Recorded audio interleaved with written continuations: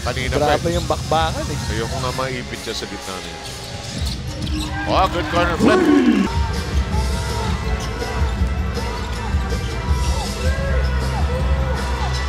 Libre. That works.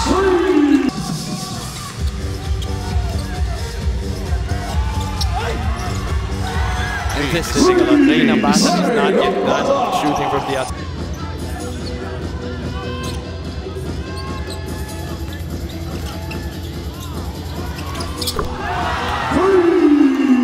Grabe ang pinakita nyo today coming off the bench. You were able to produce or contribute productively for your entire squad.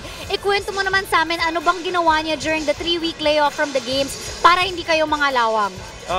Nung All-Star game talagang doon pa lang ando na yung mindset namin sa quarterfinals. Actually, wala after nung Sunday, I think, nag-start na kami ng practice and grabe yung practice namin, intense talaga kasi ito yung time na hindi na namin papakawalan kasi andito na kami, yung mga pinaghirapan namin, ayaw namin masayang.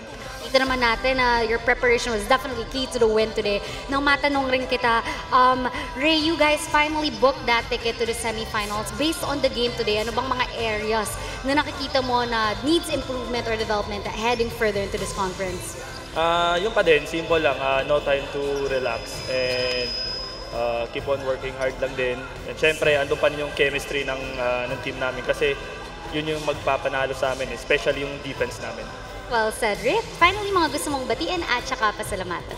Unang-una, pinasasalamatan ko yung Rain or Shine fans and syempre yung family ko, yung mami ko na nandito, yung girlfriend ko, si Kisha, yung nanay at tatay niya, si Tito Bawang, si Tita Jane, yung mga kapatid niya, si Oliver, si Amats, si John Ray, si Amboy. And syempre, yung manager ko, si Boss Edgar Mangas, and Dumlao family, si Ma'am Donna Dumlao, si Boss Chuck Dumlao, and yung mga pinsan ko dyan sa Anas Valencia Ball. Sila.